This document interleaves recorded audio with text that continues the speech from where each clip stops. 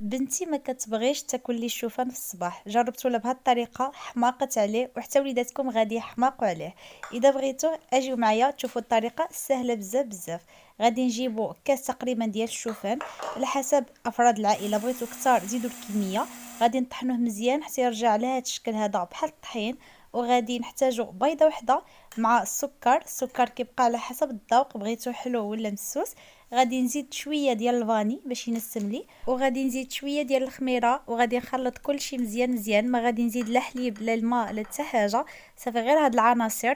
غادي نزيد عليهم الشوفان اللي طحنت، غادي نبقى نزيد ونخلط نزيد ونخلط حتى نحصل على هاد القوام بحال هكذا. اذا بغيتو زيدوا معاهم حتى المكسرات مطحونين حتى هما كيعطيو مذاق غزال. هاد البانكيك بالشوفان صافي ما غادي نخليه لا يرتاح لا حتى شي حاجه، غادي ندوز ديريكتومون نطيب فيه. كيجي غزال بزاف بزاف بزاف، خطير وصحي بالصحه والراحه.